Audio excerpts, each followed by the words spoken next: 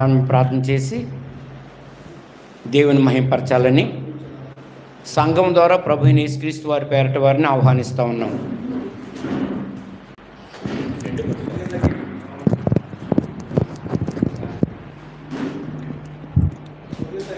ముందుగా తండ్రి అయిన దేవునికి కృతజ్ఞతలు తెలియజేసుకుంటూ కూడి వచ్చిన మీ అందరికి వందనాలు. ప్రార్థన చేసుకున్నాను. అత్యున్నత సింహాసనం పైన ఆసీనుడు అయిన మా ప్రియ పరలోకపు తండ్రి, నాయనా నీ ఘనమైన ఉన్నతమైన అతి శ్రేష్టమైన నామమున కృతజ్ఞతాస్తుతులు స్తోత్రాలు తండ్రి. ప్రభువా, గతించిన కాలం అంతటిలో మమ్మల్ని కాచి కాపాడి పోషించి నడిపించి తండ్రి నాయన ఇటు రీతిగా మమ్మల్ని సజీవ లెక్కలో ఉంచారయ్యా. అందుని బట్టి మీకు కృతజ్ఞతాస్తుతులు స్తోత్రాలు తండ్రి. ప్రభువా, ఇదిగో నాయన స్థానిక సంఘమైనటువంటి తామ్రాడ క్రీస్తు సంఘం ద్వారా ప్రభుని యొక్క జ్ఞానాన్ని నేర్చుకోవడానికి నువ్వు సంకల్పించిన సంకల్పాన్ని బట్టి నీకు కృతజ్ఞతాస్తుతులు స్తోత్రాలు తండ్రి నాయన. అందుకు తండ్రి నాయన నీ ప్రియ దాసుడు నాయన జీవన్ బాబు గారిని బట్టి నీకు కృతజ్ఞతాస్తుతులు స్తోత్రాలు తండ్రి. వారి ద్వారా మేము ఎంతగానో నాయన నీ జ్ఞానంలో నడిపించబడుతున్నాం తండ్రి నాయన. నీ సంఘము నాయన అది అనాది సంకల్పం నుంచి ప్రభువా నాయన ఈ భూమి మీద వర్ధిల్లాలని, నీ శరీరం క్షేమాభివృద్ధి చెందడానికి ప్రభువా నాయన మీరు అనేక రీతిలుగా నాయన మీ కార్యాలు జరిపిస్తుండగా ప్రభువా అటు కార్యాలలో మేమును పాలిభాగస్తులు అవ్వడానికి నువ్వు కల్పించిన సంకల్పాన్ని బట్టి నీకు కృతజ్ఞతాస్తుతులు స్తోత్రాలు తండ్రి నాయన. ఇదిగో నేను ప్రస్తుతం నాయన ఈ క్లాస్ జరగడానికి నీ కృప చూపించారు తండ్రి. నీ క్లాస్ అంతటిలో ప్రభువా మేము నేర్చుకున్న జ్ఞానాన్ని మా జీవితాల్లోనూ, మా కుటుంబ జీవితాల్లోనూ, సంఘ జీవితాల్లోనూ, సామాజిక జీవితాల్లోనూ నేను దానిని మేము అన్వయించుకోవడానికి కృప చూపించండి తండ్రి. ఇగో నేను నేర్చుకోవడానికి సహాయం దయచేయమని మా ప్రభువును మా రక్షకుడైన యేసుక్రీస్తు నామములో ప్రార్థన విజ్ఞాపనలను అడిగి వేడుకొనుచున్నాం తండ్రి. ఆమేన్.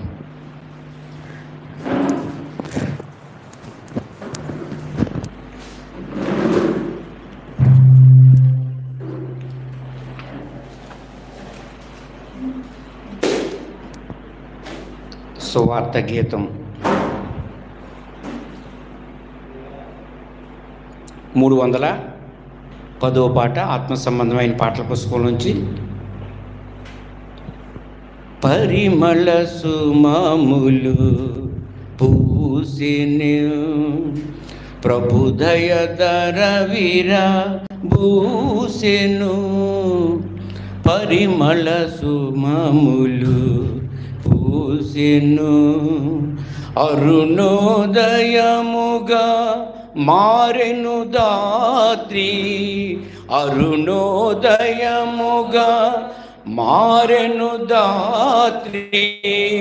కరుణావరములు కురిసెను దాత్రి. కరుణావరములు కురిసెను దాత్రి. పరమ రహస్యము ప్రేమతో, పరమ రహస్యము ప్రేమతో ప్రచురించెను ప్రభు జన్మతో. పరిమళ సుమములు పూసెను దర్శనమాయెను వరదుని నీతి. పరిమళమాయెను నరకపు భీతి. దర్శనమాయెను వరదుని నీతి. పరిమళమాయెను నరకపు భీతి. విరిశిక్షణ క్షమాపణ హాయిగా మరియ కిశోరుని జన్మతో. విరిసే క్షమాపణ హాయిగా మరియ కిశోరుని జన్మతో. పరిమళ సుమములు పూసెను ప్రభుదయ దరవిరా భూసెను. పరిమళ సుమములు పూసెను మెరిసెను మనమున వరదుని సుహాసము. పరిచయమాయెను పరమ నివాసము, మెరిసెను మనమున వరుని సుహాసము. పరిచయమాయెను పరమ నివాసము, మురిసెను హృదయము కొల్లగా. అరుదెంచగా ప్రభు సల్లగా, మురిసెను హృదయము కొల్లగా. అరుదించగా ప్రభు సల్లగా, పరిమళ సుమములు పూసెను. ప్రభుదయ దరవిర భూసెను, పరిమళ సుమములు పూసెను. తమ్ముడు జయరాజ్ వచ్చి ఓ పాట పాడాలని, తర్వాత పాటలు పాడడానికి ఎవరున్నారో సిద్ధపడి రెడీగా పెట్టుకోవాలని కోరుతా ఉన్నాం. సౌండ్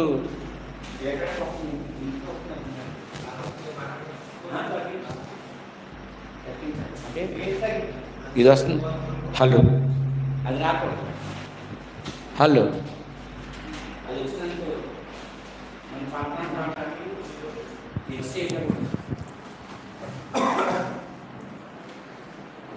తండ్రి అయిన దేవునికి ప్రభువైన యేసుక్రీస్తు నామమున స్తుతులు చెల్లిస్తున్నాను. స్థానిక దైవజనులు దేవుని వారికి వందనాలు తెలియజేస్తున్నాను. అలాగే చేరువచ్చిన సహోదరులకు వందనాలు తెలియజేస్తున్నాను. సజీవమైన రాళ్ళతో కట్టబడిన సంఘమైన కాపాడతాను.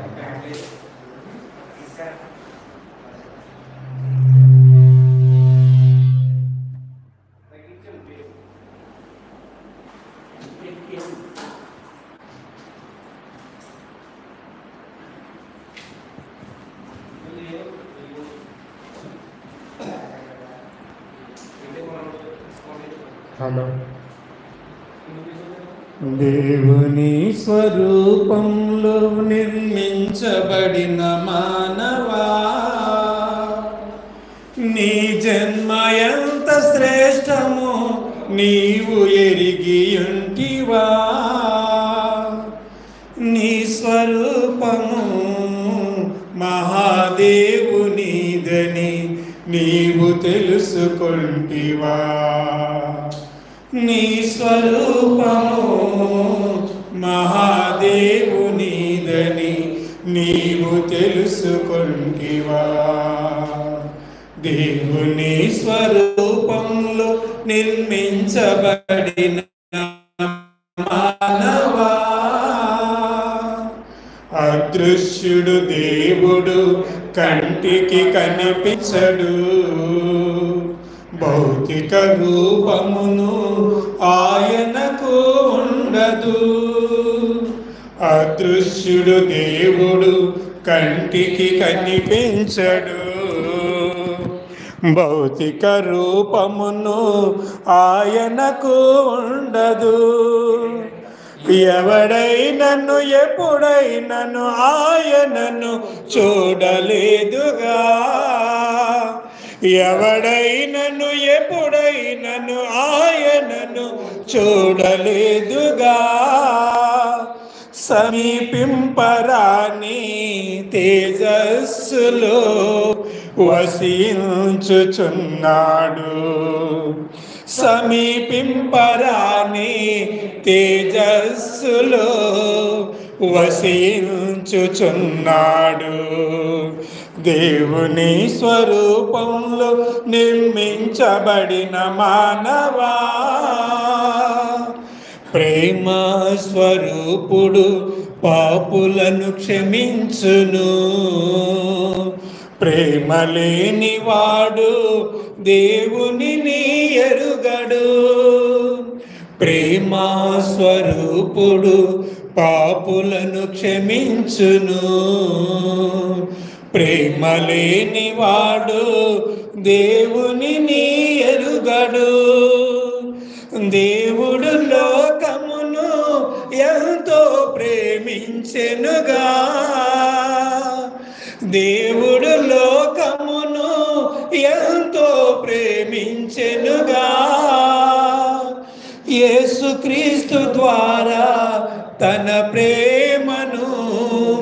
వెల్లడిపరచుచున్నాడు. యేసుక్రీస్తు ద్వారా తన ప్రేమను వెల్లడిపరచుచున్నాడు. దేవుని స్వరూపంలో నిర్మించబడిన మానవా, నీతి స్వరూపుడు, సత్య స్వరూపుడు, పాపమును అబద్ధము ఆయనకు ఉండవు. నీతి స్వరూపుడు, సత్య స్వరూపుడు, పాపమును అబద్ధము ఆయనకు ఉండవు. దేవుడు నరులను యథార్థవంతులుగా పుట్టించెనుగా. దేవుడు నరులను యథార్థవంతులుగా పుట్టించెనుగా. వివిధమైన తంత్రములను మనుషులు కల్పించుకున్నారు. వివిధమైన తంత్రములను మనుషులు కల్పించుకున్నారు. దేవుని స్వరూపంలో నిర్మించబడిన మానవా, పాపం చేసిన నీవు పోగొట్టుకున్న స్వరూపం క్రీస్తు శిలువ రక్తంలో తిరిగి సంపాదించుకో. పాపం చేసిన నీవు పోగొట్టుకున్న స్వరూపం క్రీస్తు శిలువ రక్తములో తిరిగి సంపాదించుకో. దైవ స్వరూపమును సంఘమందు సంపాదించుట సాధ్యమే. దైవ స్వరూపమును సంఘమందు సంపాదించుట సాధ్యమే. నిత్యత్వంలో దేవునితో ఉండుటకు నీవు కూడా యోగ్యుడవు. నిత్యత్వంలో దేవునితో ఉండుటకు నీవు కూడా యోగ్యుడవు. దేవుని స్వరూపంలో నిర్మించబడిన మానవా, నీ జన్మ ఎంత శ్రేష్టమో నీవు ఎరిగి ఉంటివా. నీ స్వరూపము మహాదేవునిదని నీవు తెలుసుకొంటివా. నీ స్వరూపము మహాదేవునిదని నీవు తెలుసుకొంటివా. దేవుని స్వరూపంలో నిర్మించబడిన మానవా. చిన్న విన్నపాన్ని మీకు తెలియచేస్తా ఉన్నాను. నేర్చుకున్నాక అయిపోయాక కోర్సు మనకు 66 పుస్తకాల అవగాహన ఉంది కాబట్టి మనం ప్రకటించగలమని తెలిసినా కూడా సంఘంతో సహోదరులు, ఉపదేశకులైనటువంటి సహోదరులతో వారి సారూప్యంలో మనం లేకపోతే ఎంత బాగా నీకు గ్రంథం తెలిసినా పడిపోవడానికి అవకాశం ఉంటుంది. ఎందుకు ఈ మాట చెప్తున్నానంటే, పరిపూర్ణంగా నేర్చుకోవాల్సిన సమయంలో నేర్చుకోకపోవటం, నేర్చుకోవాలనేటప్పటికి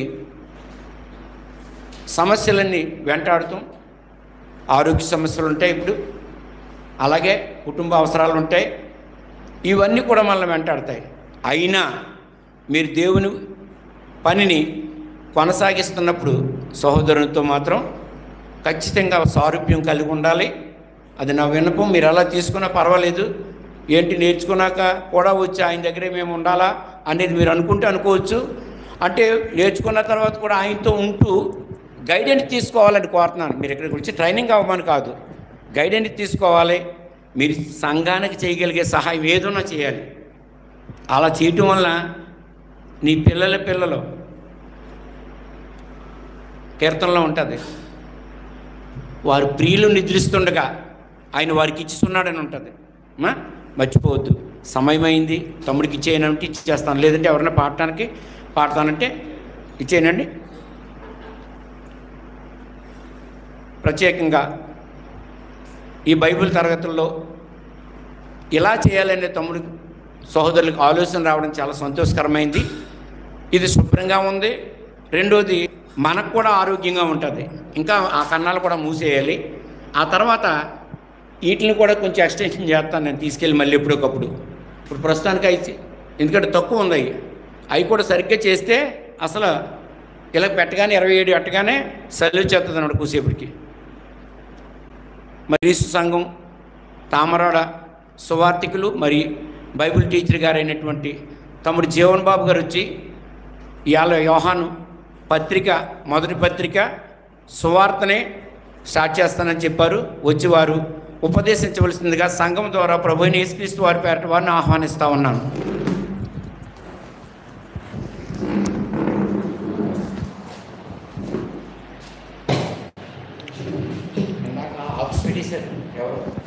ఆక్స్పెడిషన్ గురించి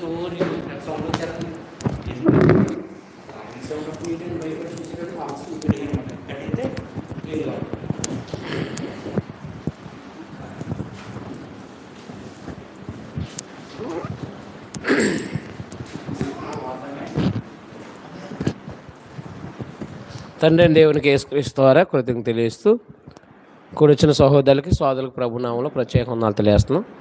అలాగే ఈ 4 రోజులు కూడా ఈ పెయింట్ విషయంలో అలాగే ఈ కార్యక్రమాలన్నింటిలో కూడా 4 రోజులు కూడా కళ్యాణం అలాగే సూచి నాగరాజు అలాగే రవి ప్రయాసపడ్డారు. అలాగే మీ అందరూ కూడా వెనకాల నుండి ప్రోత్సహించిన వెంకటరత్నానికి వీళ్ళందరికీ సహోదరులు మీ అందరికి కూడా ప్రత్యేక వందనాలు తెలియజేస్తున్నాను. ఇప్పుడు క్లాస్ రూమ్లే ఉంది.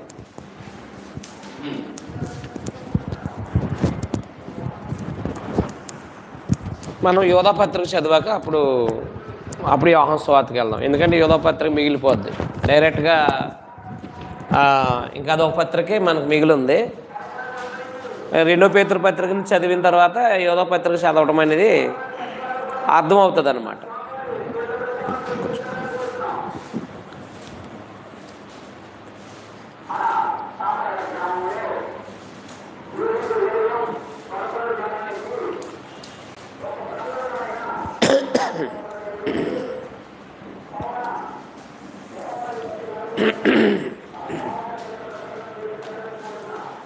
పేతురు రాసిన 2వ పత్రికలో మనం చదివినట్టుగా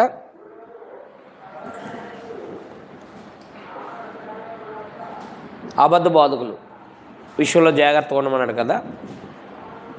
అదే విధానంలో యోధా పత్రిక కూడా సేమ్ అలాగే అబద్ధ బోధకుల విషయంలో జాగ్రత్త కలిగి ఉండడం అనేది చెప్పడం జరిగింది.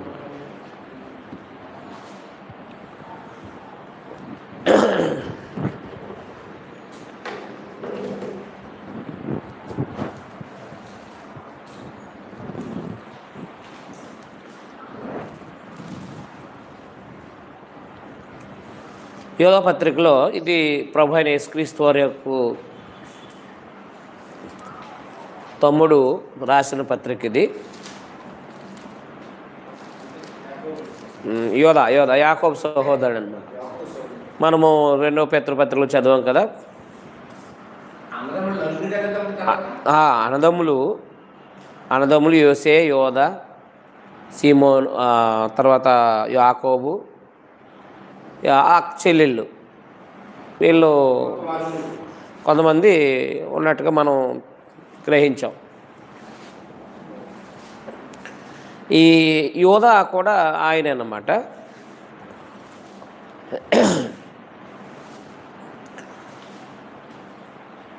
యేసుక్రీస్తు దాసుడును యాకోబు సహోదరుడు అనే మాట ఉంది చూసారా. యాకోబు సహోదరుడు అంటే యాకోబు రాసిన పత్రిక సహోదరుడు. కాబట్టి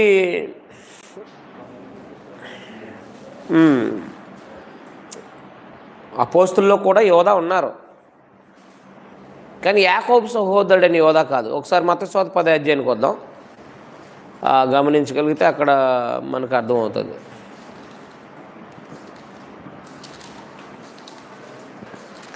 మత్తయి సువార్త 10:2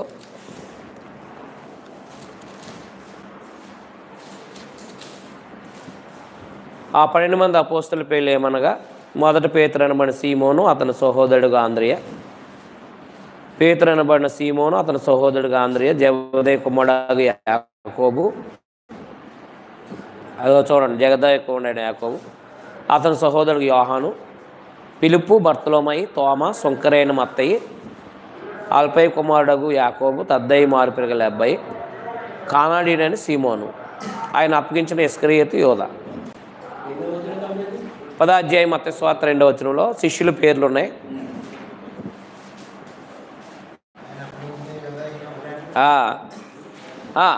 ఆయన ఎందుకు అవుతాడు? చనిపోయాడుగా 12వ అదే క్షమించి, ఆయన ఆల్రెడీ అపోస్తల కార్యంలోనే లేడు. ఆయన ఇస్కరియోతు యోధ ఉరేసుకుని చనిపోయాడు కదా, ఇంకా ఆయన శిష్యుడిగా లేడు, ఆ పరిశుద్ధాత్మను పొందిన వాళ్ళలో లేడు. కాబట్టి ఇస్కరియోతు యోధ మరణించినట్టుగా మనకి 27వ అధ్యాయంలో మత్తయి సువార్తలో ఉంది కదా, ఆయన ఉరెట్టుకుని చనిపోయాడు. అపోస్తల కార్యము 2వ అధ్యాయంలో 12 మంది అపోస్తులు ఉన్నారు చూసారా, అపోస్తల కార్యం 12వ అధ్యాయము. ఆ అపోస్తులు అపోస్తల కార్యంలో 2వ అధ్యాయంలో పరిశుద్ధాత్మను పొందుకొని ఉన్నారు కదా అపోస్తులు. ఆ అపోస్తులు మాత్రమే పత్రికలు రాయటానికి, సువార్త ప్రకటించడానికి అర్హులు. ఇంకా మిగతా వాళ్ళు ఎవరో రాయటానికి అర్హులు కాదు. వారు దగ్గర నేర్చుకున్న వాళ్ళు, అంటే అపోస్తులతో తిరిగిన వాళ్ళు రాయటానికి అర్హులు మొదటి శతాబ్దంలో. అందువల్ల ఈ యోధ ఏ ప్రభు శిష్యుడు, అదే క్షమించి ఇక్కడ ఇస్కరియోతు యోధ అయితే మామూలుగా చనిపోయాడు కాబట్టి ఈయన ప్రభు తమ్ముడు. ఎవరో యోధ. చూడండి మత్తయి సువార్త 13వ అధ్యాయము 35 అదే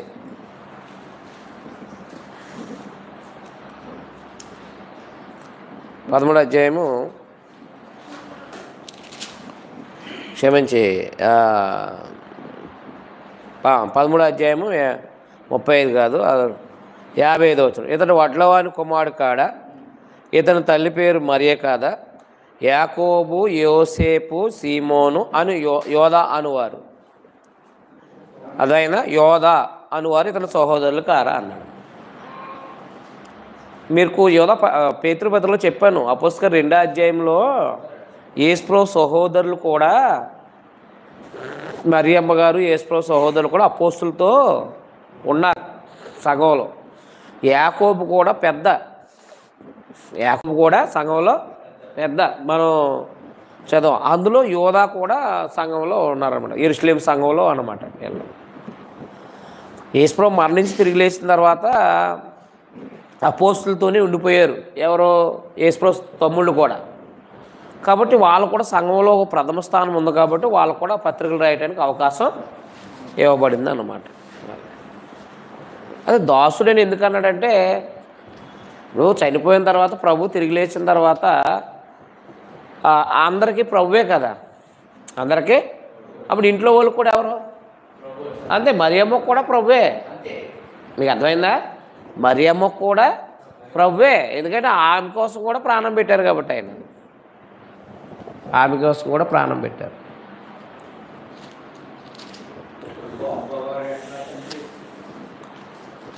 చూడండి, అందువల్ల ఆయన ఈ విషయాల్ని, అంటే పేతురు గారు రాసిన పత్రికలోని విషయాల్ని ఈయన ప్రస్తావించారు. పేతురు రాసిన 2వ పత్రిక 2వ అధ్యాయము, అలాగే యోధా పత్రిక ఒకేలా ఉంటుంది. పేతురు రాసిన 2వ పత్రిక 2వ అధ్యాయము, యోధా పత్రిక ఒకేలా ఉంటుంది. ఎందుకంటే అక్కడ 2:4 పాపం చేసిన దేవదూతలు అన్నాడా, అలాగే యోధా పత్రికలో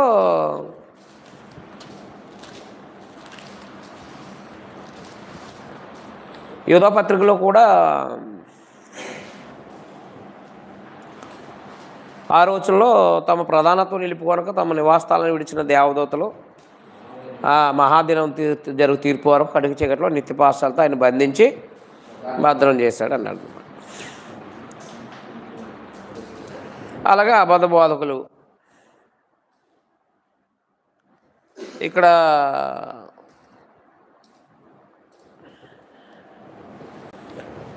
వీరు నిర్భయంగా మీతో శుభోదం చేస్తూ 12 వచ్చును తమను నిర్భయము పోయించుకొని మీ ప్రేమ ఇందులో దొంగమెట్లుగా ఉన్నారు.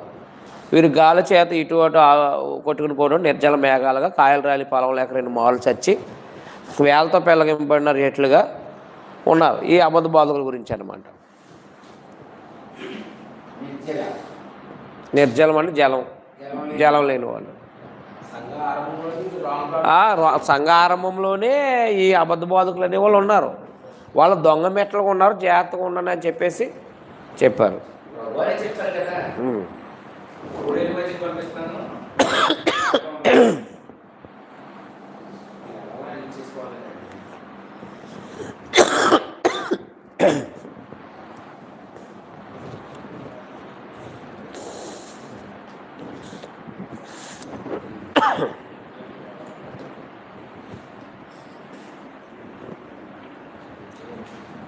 రైట్. అయితే ఈయన చూడండి 17వ వచనంలో అంటాడు కదా, యోహాపత్రిక 15వ వచనంలో, అయితే ప్రియులారా అంత్యకాలం మందు తమ భక్తిహీనమైన దురాశలు చెప్పున నడుచు అపహాసకులుందరని మన ప్రభువైన యేసుక్రీస్తు అపోస్తులు పూర్వం మీతో చెప్పిన మాటలు జ్ఞాపకం చేసుకోండి. ప్రభువైన యేసుక్రీస్తు అపోస్తులు అంటే ఈయన అపోస్తులు కాదని ఆయనే చెప్పుకుంటున్నాడు. యోహాపత్రిక 17వ వచనంలో అయితే ప్రియులారా అంత్యకాలం మందు తమ భక్తిహీనమైన దురాశలు చెప్పినాడు అపహాసకులు ఉందరని, అంటే ఆ భక్తిహీనులు. తర్వాత పేతృపత్రిక 3వ అధ్యాయంలో ఉంది కదా, 2 పేతృపత్రికలో అపహాసకులు పరిహాసకులు ఉందరని మన ప్రభువైన యేసుక్రీస్తు అపోస్తులు పూర్వమందు మీతో చెప్పిన మాటలను జ్ఞాపకం చేసుకోండి. పూర్వమందు మీతో చెప్పిన మాటలు అంటే ప్రభువు చెప్పాడు, అపోస్తులు చెప్పారు అబద్ధ బాధల కోసం. అది జ్ఞాపకం చేసుకోండి అంటున్నాడు యోధా గారు. ఎందుకని ఈయన అపోస్తుడు కాదు కాబట్టి. మీకు అర్థమైందా? అర్థమలేదా? ఈయన అపోస్తుడు కాదు కాబట్టి యేసుప్రభు చెప్పిన అపోస్తులు చెప్పిన జ్ఞాపకం చేసుకోండి అన్నాడు అనమాట. అంతే, హెచ్చరిక అంటే అబద్ధ బోధకుల విషయంలో జాగ్రత్తగా ఉండండి అని చెప్పేసి ఈయన రాశారండి. ఎందుకంటే ఇక్కడ 3వ వచనం మీరు ముఖ్య వచనం,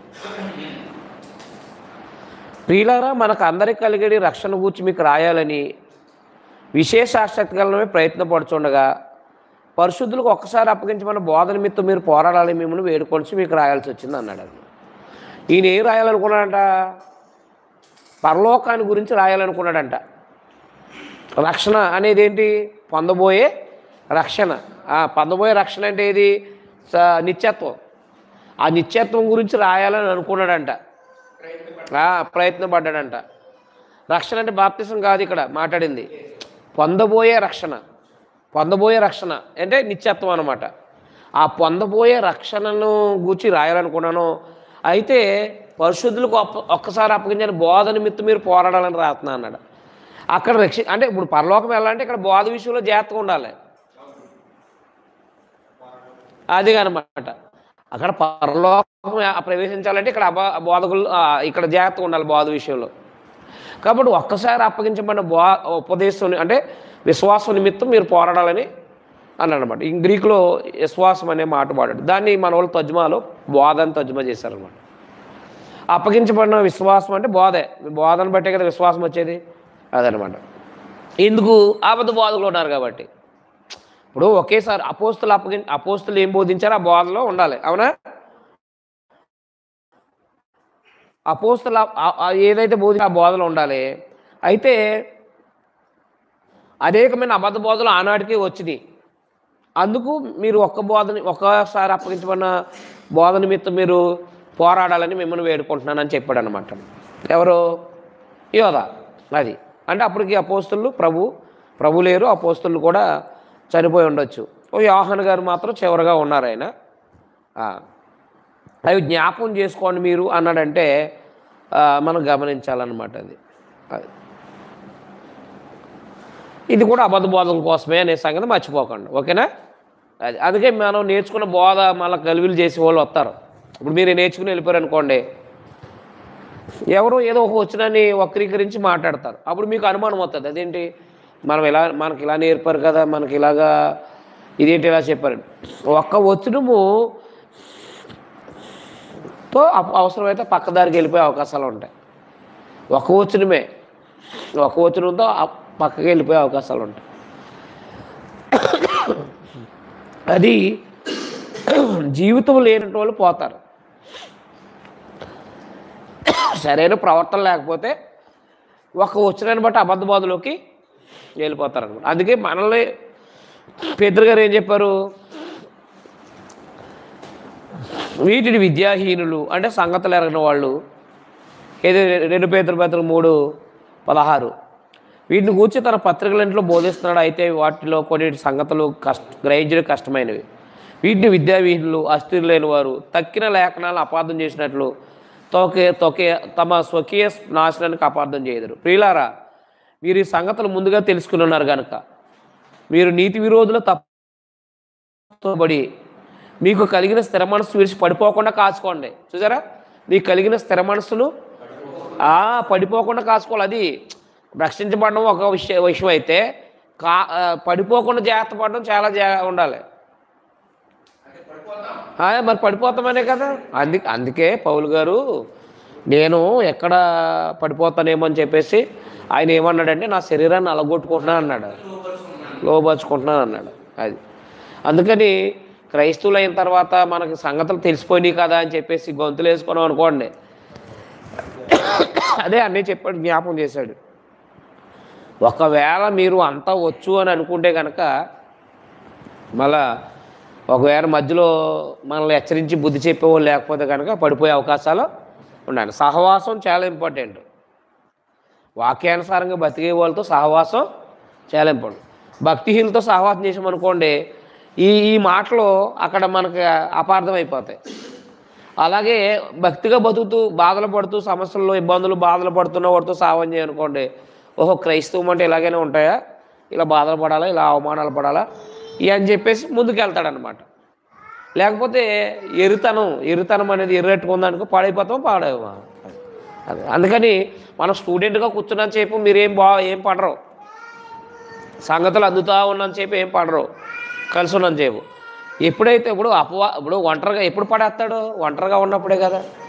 ఎప్పుడైతే మనం సహవాసం దూరం ఉన్నామో అప్పుడే అపవాది ఏం చేస్తాడు, పడేస్తాడు. ఇప్పుడు లోకంలో మనం చూస్తాం, ఇద్దరు కలిసి ఉన్నాను చెప్పి వాళ్ళు ఏం చేయరు, ఒంటరిగా ఉన్నప్పుడు చంపేస్తారు.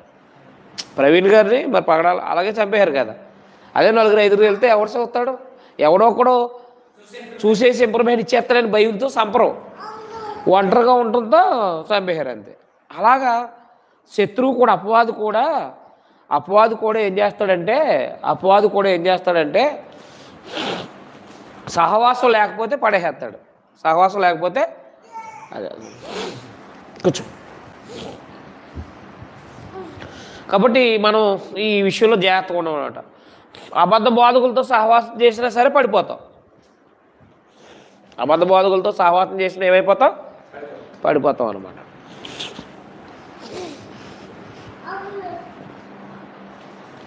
మొదటి నుంచి చదువుదాం. అంటే సంగతులు ఎరగని వాళ్ళు, సంగతులు సరిగ్గా ఎరగనటువంటి వాళ్ళు, ప్లస్ రెండోది ప్రవర్తన సరిగ్గా లేని వాళ్ళు.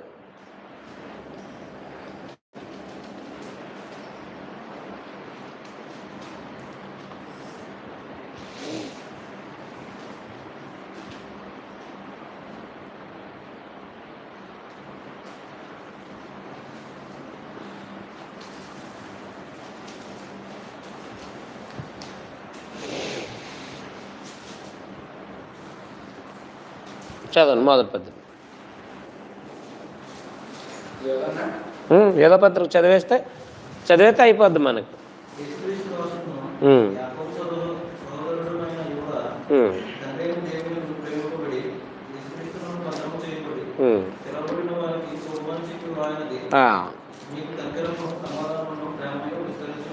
అది కాబట్టి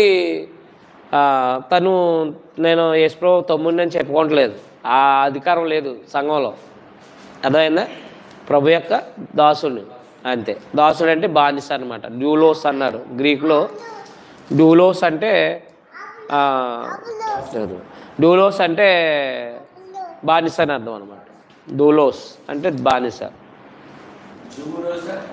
డూ జూలోస్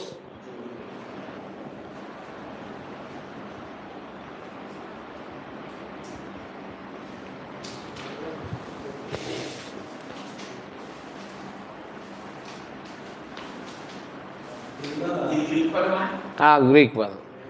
కొత్త నిబంధన ఏదైనా గ్రీకే. ప్రియులారా,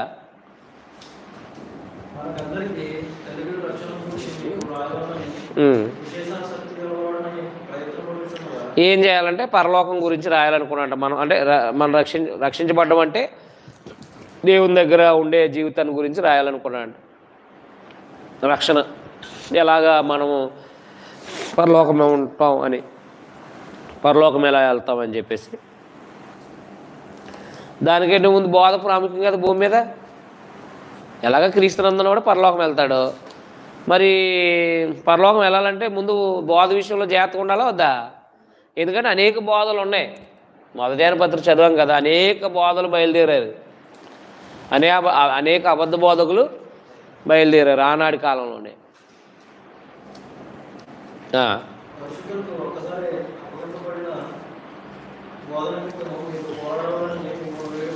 పరిశుద్ధులకు ఒక్కసారి అప్పగించబడిన బోధ నిమిత్తం మిమ్మల్ని పోరాడాలని వేడుకుంటున్నాను. ఎందుకంటే ఇప్పుడు అబద్ధ బోధల కోసం పోరాడకపోతే వాడు సంఘంలో తెష్టేసేస్తారు, సంఘాలను పాడు చేసేస్తారు, సంఘాలను చీల్చేస్తారు.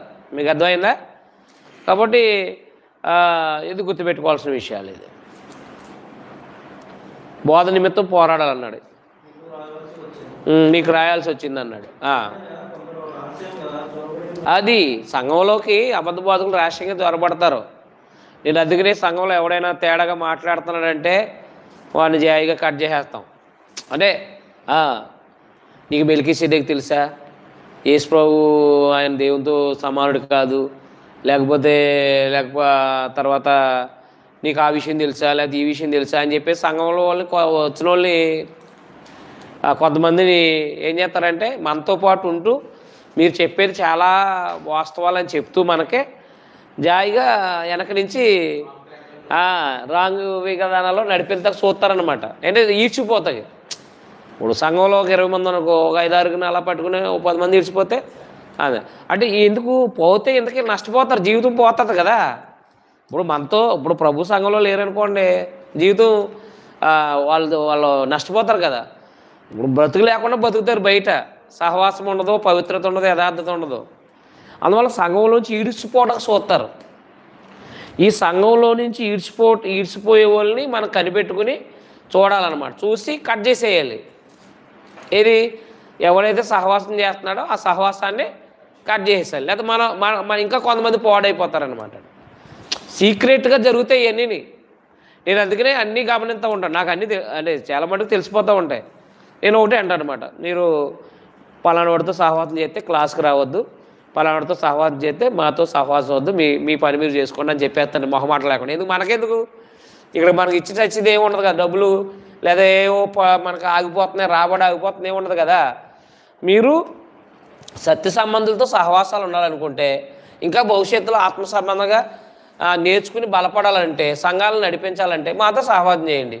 లేదా ఒకవేళ ఏదైనా రాంగు విధానాలు ఉన్నారా వెళ్ళిపోనాను. యేసు ప్రభు అనలేదా మీరు కూడా వెళ్ళిపోవాలని ఉన్నారని? ఎవరిని బలవంతం చేయకూడదు. బలవంతంగా మనం ఎవరితోనూ ఉండకూడదు. మనతో బలవంతంగా ఎవరిని ఉంచుకోకూడదు. ఎప్పటికైనా ప్రమాదం అన్నమాట. అందుకే సహవాసం చాలా ముఖ్యమండి. అది అందుకే సహవాసాలు రహస్య సహవాసాలను ఎప్పుడు కూడా కట్ చేసి పడేయాలి. మీకు అర్థమైందా? ఇప్పుడు ఎవడైనా సరే, ఇప్పుడు మీరు క్లాస్కి మీరు వస్తున్నారో, ఎవడైనా రహస్యంగా మీకు ఫోన్ చేసి మీరు అలా కాదు ఇలాగా నేను ఇంకా చెప్తాను బాగా మీరు రావాలని చెప్పేసారు అనుకోండి, అప్పుడు మీరు ఏమనిపిస్తుంది? ఓహో ఇంకా రహస్యంగా మాట్లాడుతానంటే ఏంటి దాని అర్థం? పోనీ జీవన్ గారితో చెప్పండి, నేను కలిసి మీతో పాటు అంటే నేను మీతో పాటు ఇద్దరం కలిసి పనిచేస్తున్నాం అని చెప్పండి, ఆయన ఏం బాధపడ్డానా అన్నాడు అనుకోండి, రహస్యం కాదు అది. కానీ మీరు ట్రైనింగ్ అయ్యేంతవరకు జాగ్రత్తగా ఉండండి, తర్వాత మళ్ళీ నేను చెప్తాను మీకు ఎందుకు, నేను ఇంకా ఉన్నాయి అన్నాడు అనుకోండి ఎవడైనా, వాడు రహస్యంగా మాట్లాడుతున్నాడు అంటే అర్థం వాడు దొంగ అని అర్థం. రహస్యంగా మాట్లాడాడంటే ఎవడాడు? దొంగ, అంతే. అందుకని అంతే, మీరు డైరెక్ట్గా మాట్లాడండి అని చెప్పాలి. ఎందుకు జీవన గారికి ఎత్తున్నాను ఫోను, మాట్లాడండి అంటే చాలు, మాట్లాడతాడా? అందుకే ఎప్పుడు కూడా భార్యాభర్తల మధ్య రహస్యాలు ఉండకూడదు, సహోదరుల మధ్యన కూడా. అలా ఉంటేనే సహవాసం చేయాలి. రహస్యాలు ఉంటే మాత్రం సహవాసం చేస్తే పాడైపోయేది ఎవడంటే రహస్యంగా ఉన్నవాడే పాడైపోతాడు. అది గుర్తుపెట్టు. అలా చాలామంది మహానుభావులు వెళ్ళిపోయారు. అర్థమైంది. మీకు చెప్పాను కదా, ఒక కుల వ్యవస్థని స్థాపించడానికి ఒక అతను కూనుకున్నాడు. అతను కట్ చేసేసాను, ప్రారంభంలోనే కట్ చేసి పడేసాను. ఇంకా అతని దగ్గరికి ఎవరు వెళ్ళరు. ఎందుకు వెళ్తారు? అతనికి ఒక ముద్ర వేసేసాం కదా, వాడు కుల సంబంధి. అర్థమైందా? వాడు సహోదరులు అంటే వాడు క్రీస్తునందు ఉండి కుల సంబంధమైన వాళ్ళని ప్రోత్సహించేవాడు అనమాట. కులాన్ని ఎవడైనా ప్రోత్సహించున్నాడంటే వాడు అపోస్తుల బోధలో ఉన్నవాడు కాడు. అది గుర్తుపెట్టుకోండి. ఒకటి ధనము, కులము ఇలాంటి విభేదాలు కల్పించాలంటే ఎవడైనా వాడు సహోదరుడు కాదు అన్నమాట. క్రీస్తు ప్రేమను బట్టి, యథార్థతను బట్టి, ఆ న్యాయాన్ని బట్టి, నీతిని బట్టి ప్రేరేపిస్తే పర్వాలేదన్నమాట. అందుకని అబద్ధ బోధకులు అనేవాళ్ళు రహస్యంగా చొరబడతారు. ఇప్పుడు మనం కనుక ఇందులో క్రైస్తవంలో కనుక ధనవంతుడు దరిద్రుడని, లేకపోతే యూదుడు అన్యుడని భేదాలు ఉన్నాయనుకోండి, ఇది క్రీస్తు సంఘం అనరు, అదో మత శాఖ అంటారు, అదో మత శాఖ అంటారు, అంతే. అలాగా అందుకని తనతో ఈడ్చుకుని వెళ్ళిపోయే వాళ్ళు ఉంటారన్నమాట. ఇది వాళ్ళకు కూడా ఈనాడు మరి చాలా సంగతులు వాళ్ళకి ఇంకా గ్రహింపు లేదు. అంటే వాళ్ళు ఆ 2013, 14, 15లో నేర్చుకున్నవి ఇంకా అయ్యేనేమో బైబిల్ అంతా అనుకుని వదిలేరు నన్ను. అనుకోని సహించుకోలేక హెచ్చరికని జీర్ణించుకోలేక వదిలేసారు. ఇవాళ మరి చాలా సంగతులు పోగొట్టుకున్నారు కదా. మీకు అర్థమైందా? చాలా సంగతులు తర్జుమా లోపాలని సరిచేశాను నేను.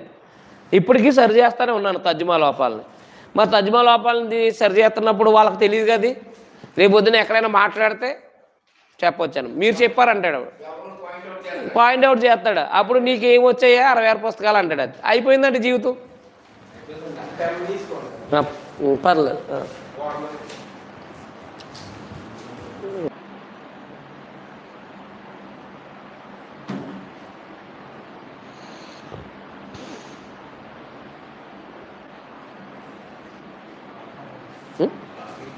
ఎల్లో